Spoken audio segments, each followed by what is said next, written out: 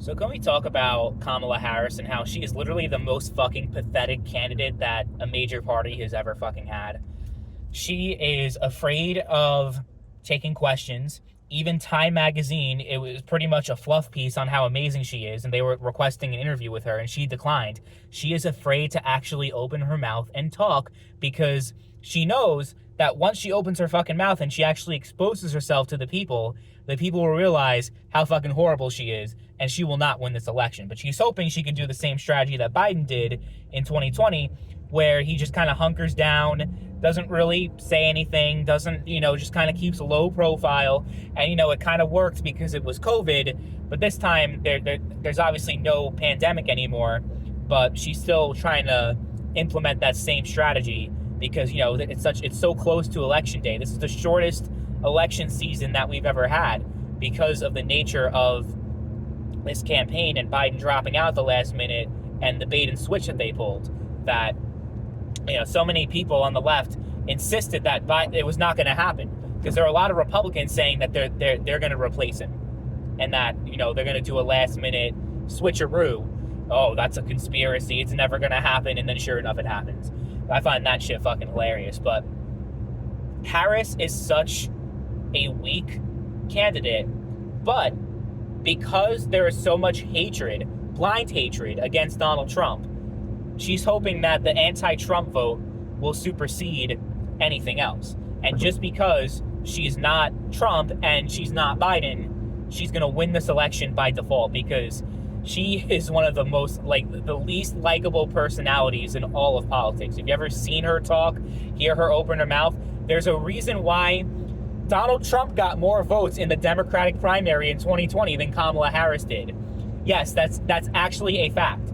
Because there were people who wrote Trump's name in, and that was more than the actual votes that Harris, an actual candidate, received. Now, she did drop out very early on. But that's because she was getting annihilated so miserably. I mean, there was a whole bunch of different candidates, but yeah, she didn't even get 1% in the polls.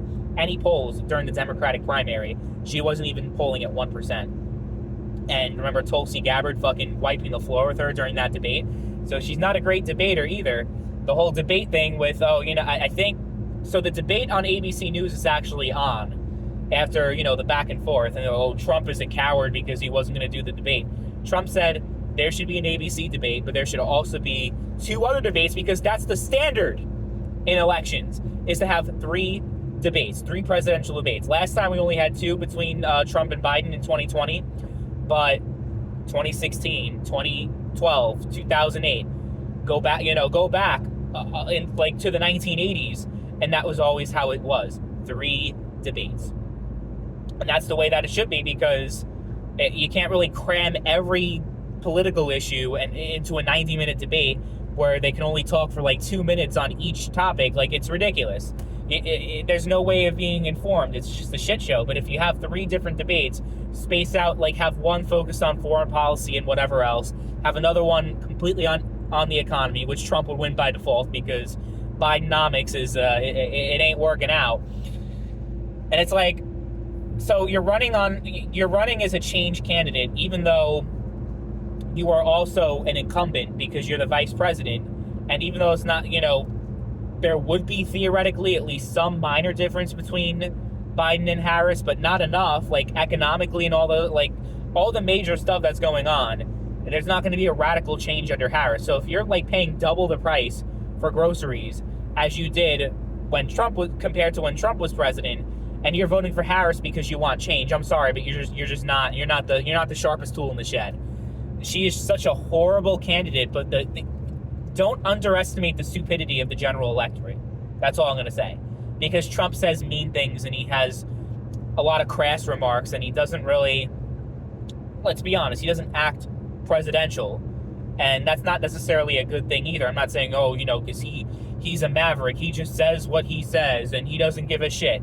Sometimes it's a good thing, but sometimes it's okay, dude, shut the fuck up already. I get why Trump is an unlikable person, but if I'm just talking about pocketbook issues and things that actually affect my life personally, I'm just going to say straight up, my life was a hell of a lot better if we're just talking about economically and all that kind of stuff, and just things that are under the government's control and that the government actually has influence over. Like, all that stuff in my life was a hell of a lot better under Trump, and it was not even close. I remember when I was a college student paying $1.80 for gas, and now the average price here is like $3.60. And before it was even worse. It was like over $5. Now all the wars going on, all that shit. Like, I'm a broken record. I get it, because I'm very pro-Trump. I am not shy about that fact. I am very proud to vote for Trump for the third time. I voted for him in my first election in 2016. Voted for him in 2020. Gonna vote for him without hesitation in 2024. And it's just like, okay, you just have the same exact policies as Biden, but 20 years younger. Like, it's still shit policy.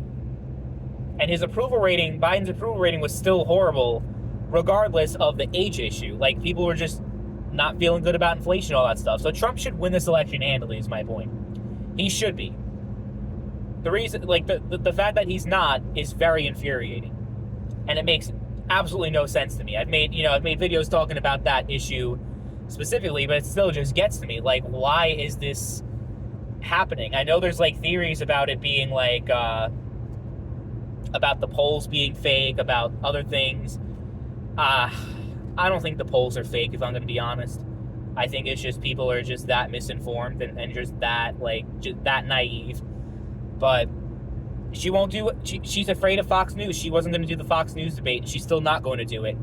It has to be ABC News, because she knows ABC News is going to be favorable towards her. It's not going to ask her tough questions. It's going to be in a controlled environment.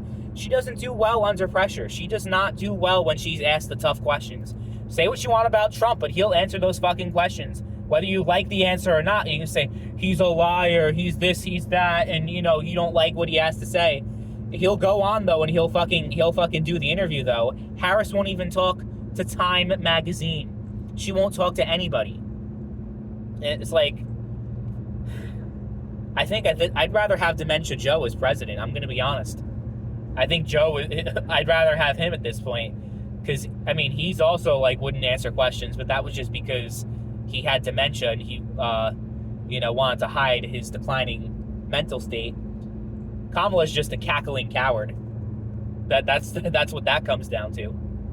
She's a politician running for public office, and she doesn't want the public to see her for what she really is.